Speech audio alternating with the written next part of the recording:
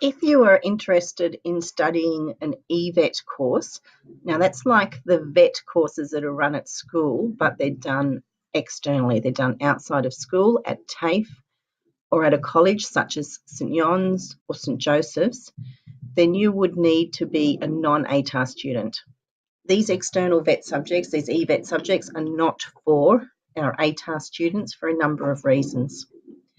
They need you to leave school, usually around a period 4, every week to get to your course on time.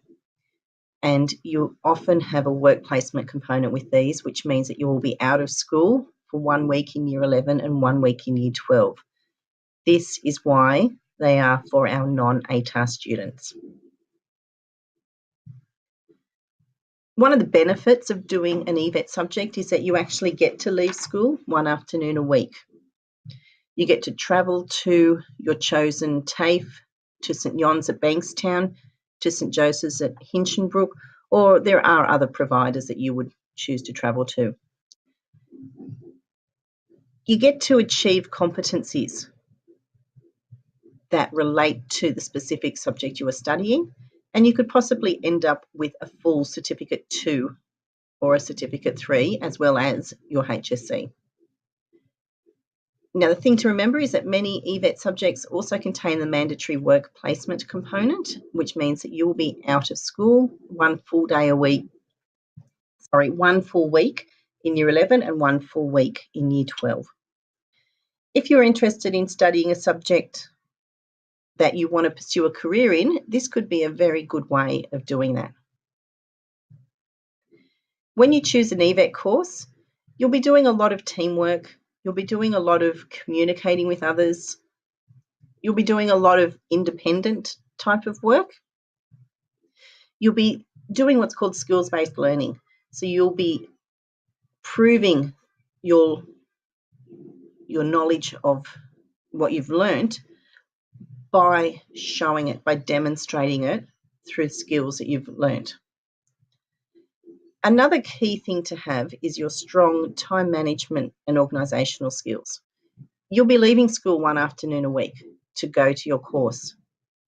You'll have lessons you need to catch up on, and you need to make sure you can get to the venue on time. If you're choosing an eVET subject, then you're on a non-ATAR pattern of study, and that needs to be very clear. You need to remember that there could be a work placement. So if you're choosing other VET subjects at school, such as hospitality, business services, construction, they also have work placements.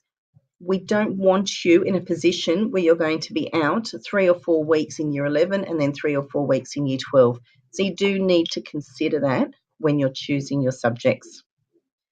You need to be prepared to catch up on the work that you miss out on at school before you go to your course. You need to make sure you have things in place that will help you do that catching up. And you have to know that you can actually physically get yourself to the location of your course. It's no good saying, oh, I want to go and study this at Randwick TAFE, and then find out that you actually can't get to Randwick TAFE or get home from Randwick TAFE. With eVET, your assessments are all skill-based. You will have competencies that you're proving that you can do, and that's what gets ticked off. There will be formal examinations, there will be research, there will be group presentations, but the majority of your assessment is going to be this competency-based ticking off. If you start an eVET course, you do need to finish it. It's not one that you can just change. You also need to be aware that if you decide you want to apply for an eVET course, we send the application off, but it does not guarantee you a spot in that course. So you need to have a pattern of study at school that's covered for that in case you don't get into that eVET course. You're also representing the college, so you need to make sure that you're fully aware of and comply with our rules in terms of signing out, in terms of if you're sick and bringing notes to school. All those sorts of things still need to be done properly. But you also need to comply with the rules of your course provider, and they might have rules that are slightly different as well. So you need to know what they are and to comply with those rules.